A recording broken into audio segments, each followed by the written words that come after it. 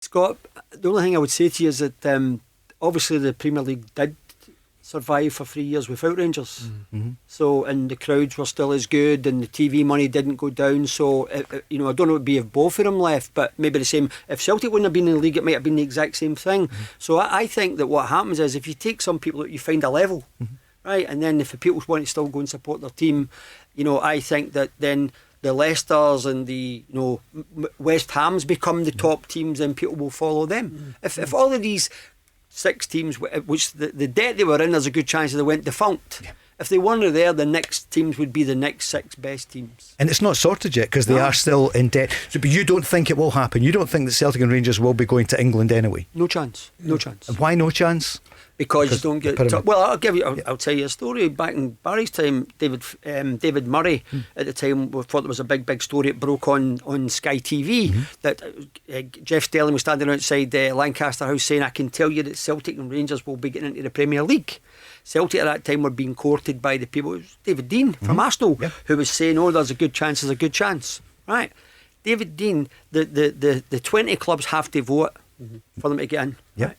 The 20 clubs, including David Dean, voted no to have the vote. David Dean? David Dean. Vice 20 chairman of Arsenal. 20 0. 20-0 it was, So, Scott, it's not going to happen. And you don't want it to happen. Barry, would you like to see Rangers playing? No, I'll be honest with you. This is their bread and butter. Yeah.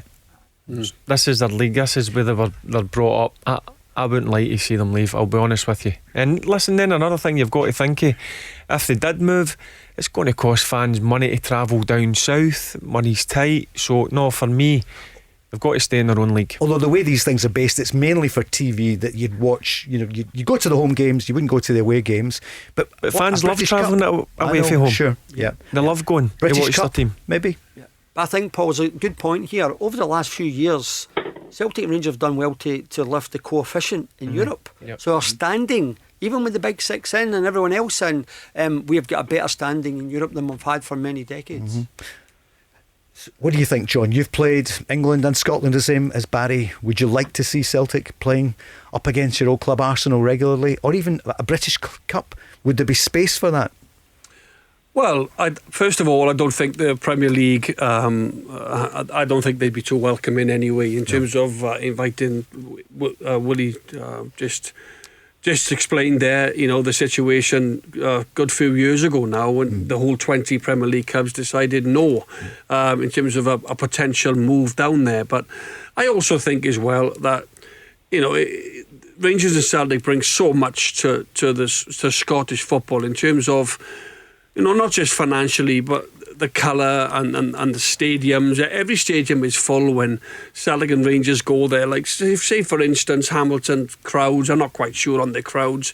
If it's 3,000 or 4,000 every week and Celtic or Rangers go there, that pops up to 7,000 or 8,000.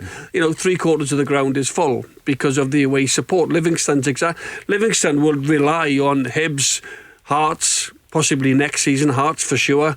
Celtic Rangers going to Livy 2 or 3 times a year because they fill the stadium out, and that then means that the financially, in terms of selling programmes and cups of tea, all that types of stuff, all goes into the pot, and it means Livy can then buy or have a bigger budget for the manager. So they can bring in decent players and they can compete better. Willie?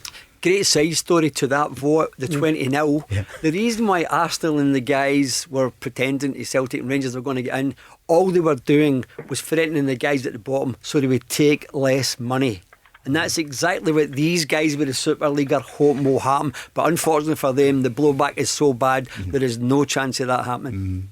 But there is going to be change, though, isn't there? Yes. There will be. It has to be. If they're 7.1 billion in debt at the moment, and COVID has, devastated so much in life right across the world, and football has been badly affected by it, so there will be more changes in the coming months, maybe years. I think it may, obviously with the European Championships coming up, everyone will be busy, but I've got no doubt after that, there's been a lot of talk anyway, there's some good changes being muted at the moment for the Champions League, but I think after that, in the next 6 months, I say, leading up to, from the summer into Christmas, I think you'll see major changes, but I'll tell you, it won't be to the advantage of the greedy 9.